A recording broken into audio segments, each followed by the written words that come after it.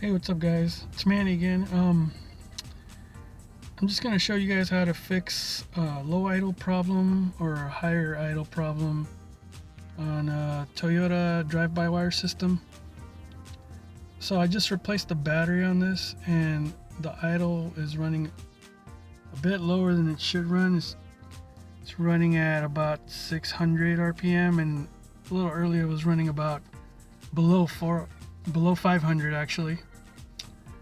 And I'm just going to show you how to reset the memory on the throttle body and how to get the idle back to normal.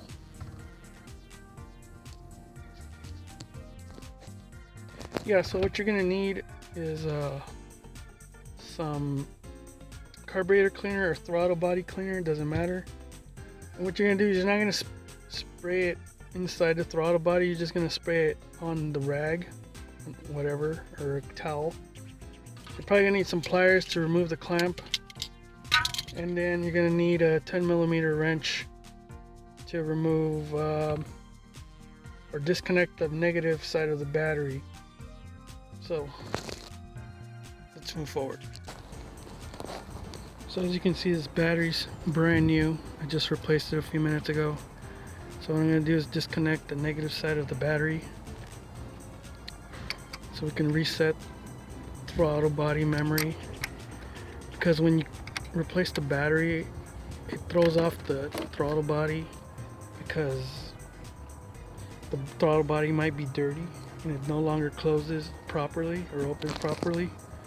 So now you have to go in there and clean the throttle body. You're gonna have to remove the intake hose on the backside. You might have to remove the air box and then clean the plate where it seals with the body of the throttle body. Let's see what we can do. So in this case I had to remove the air box and the intake hose because it was pretty tight back there to access the clamp. And this is the throttle body right here. What you want to do is open it manually, and you can see how, maybe you can see how dirty it is in there, but yeah, that'll cause low idle or too high idle after you replace the battery, because it throws the memory of the throttle body off completely. So what you want to do is take the rag, spray it with carb clean or throttle body cleaner, and then open up this right here and then just clean around it, around where it seals, where this closes up, when you want to get all that nasty carbon off. I'm gonna go ahead and do that now. So go ahead and take the carb cleaner, spray the rag, get it all nice and wet with this nasty stuff. I suggest you wear some gloves because this stuff could be pretty corrosive to your skin. And then you open it, kind of clean it inside. Open it with one finger. I'm using one hand right now, but you can use two hands. Open it with one hand, keep it open, and then with the other hand you can clean it. See all that nasty carbon we're getting right there? Yep, that's gonna cause your low idle. It maybe doesn't cause it with the old battery, but once you put a new battery in there and it resets the memory on the throttle body, it throws it off once it can't close all the way. It's very, very weird, but this will work on any drive-by-wire Toyota that's having idle issues after replacing the battery. It should fix the problem. It should, but unless you have other issues going on. But if you didn't have issues before and it all of a sudden started to idle low or high because, or after replacing the battery, then it's because your throttle body's dirty and it's throwing the memory off on the throttle body computer. Well, just cleaned everything don't know if you guys can see, but it looks a lot cleaner in there. The carbon right where that seals right there is pretty much cleaned off. Might have a little bit, not too much, as long as it's not interfering with this plate closing up properly. You should be good on the idle after you reconnect the battery. But what you don't want to do, is spray down there with this stuff, because it's going to cause it to smoke, probably misfire for a little bit. It just might trigger your check engine light. You don't want that. So just spray it on a rag like so, and you get all that nasty carbon off, and that should do the trick right there. Should be the trick right there. And you know, it should look like that. So when you go back on, like the hose, your intake hose, you want to make sure you plug in all your hoses back in, and your connectors. In this case I got 2 connectors and a hose over here, and you want to connect all that, plug that in, make sure all this is clamped up nicely before you reconnect the battery. If not, you'll have a check engine light. So you're probably gonna have more problems with this clamp right here, one that clamps onto the throttle body. Yeah, those are pain in the ass. You can hook it in there, but then it'll hook it. You have to kind of squeeze it and push that little tab out. I don't know. Whoever designed that, it's probably going to hell for that, but it's a bad design. I hate it. But once you get it on there, make sure that it's sitting on the actual boot and not on the metal part.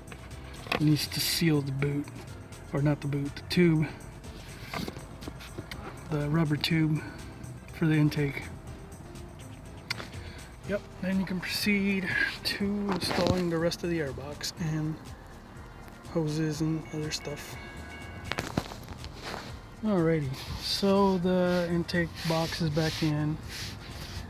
Plugged in all the mass airflow sensor and VSV connectors and hoses and evap hoses. Just go back and make sure that everything's in order.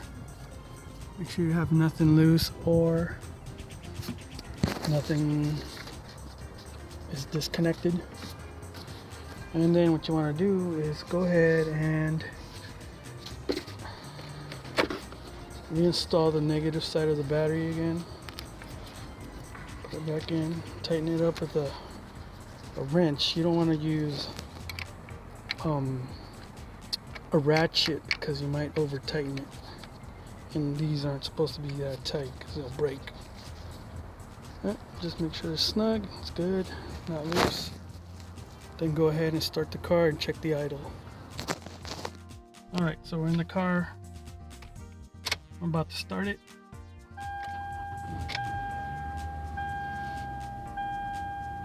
Sometimes you might get after you plug in the battery, if you disconnect it and plug it back in, you might get that the engine shuts off right away. That's normal. Turn it back on. If it does that, it goes back to normal. Toyotas tend to do that for some reason. But now what we want to do is just keep monitoring the idle for a little bit and make sure that it goes to the proper idle, or it's usually about 700 to 800 RPM after its temperature is warm at the operating temperature, and it should be around that even when you have it in drive, because you put it in drive, you're gonna have a load on it now, so it drops the idle a bit, and then you put it in park, it goes back up because there's no more load on the engine.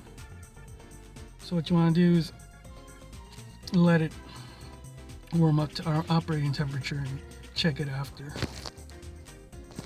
But before I did this cleaning, when I put it in drive, it also was shaking the engine. it was idling pretty low and shaking, so now I don't feel the shaking, but I'm gonna monitor the idle after it warms up. Alright, so we're at operating temperature now. As you can see, it's about 700 RPM right there. And you want that about 700 to 800 RPM. That's about normal at operating temperature. Then you push the brake in and put it in drive, and it shouldn't drop very much from that. As opposed to before I did that, it was dropping below the 500 mark, so it was like 4 something. And you don't want that. It's going to be running rough and stumbling and wanting to die on you. See? Now it's good. It's perfect. Idle's good. And this should take about, depending on the vehicle, this is a Camry 2010, but it should take you about, I'm going to say between 5-10 minutes, depending on your skill, your automotive skill. Yeah, it shouldn't take very long to fix. So if you guys like this and you want more stuff like this, just hit me a like and subscribe. You guys have a good day, and I'll see you guys in the next video. Thanks.